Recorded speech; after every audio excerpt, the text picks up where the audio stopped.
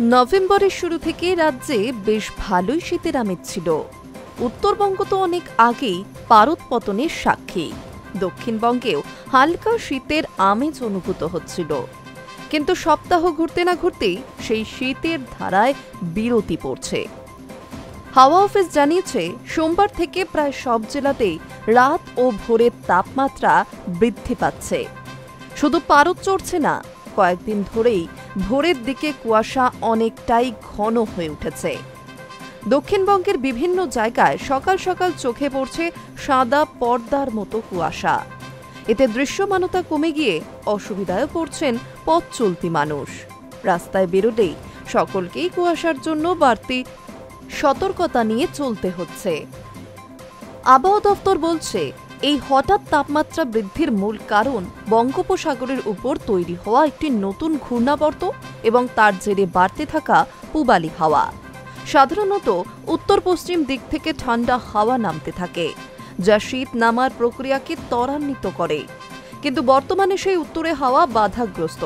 তার বদলে পূর্ব দিক থেকে জলীয় বাষ্পে ভরা বাতাস ঢুকছে। এর ফলে বাতাসে আর্দ্রতা বাড়ছে এবং দিনের বেলায় তাপমাত্রা কয়েক ডিগ্রিও বাড়ছে।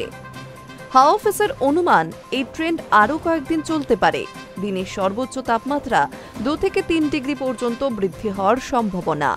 ফলে দুপুরের দিকে গরমের মতো অস্বস্তি ফিরে আসতে পারে।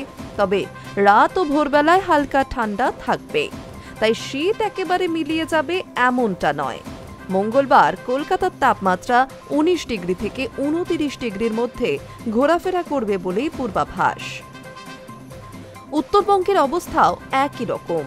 দার্জিলিং, জলপাইগুড়ি, আলিপুরদুয়ার এই সমস্ত জেলায় ঠান্ডা থাকলেও প্রত্যাশার তুলনায় পারদ কম নেমেছে। তবে এর সঙ্গে যুক্ত হয়েছে ঘন কুয়াশা। যে সকল পর্যটকেরা শীত উপভোগের আশায় উত্তরবঙ্গে ছুটে আসেন, তারা এই মুহূর্তে সামান্য হতাশ হতে পারেন। তবে আবহাওয়া দফতর জানিয়েছে, ডিসেম্বর মাস শুরু হওয়ার আগেই জেলায় জেলায় শীতের আমেজ ফের জোরদার হবে বলে আশা করা হচ্ছে। আপাতত বৃষ্টির সম্ভাবনা নেই, তবে আর্দ্রতার কারণে অস্বস্তি বাড়তে পারে।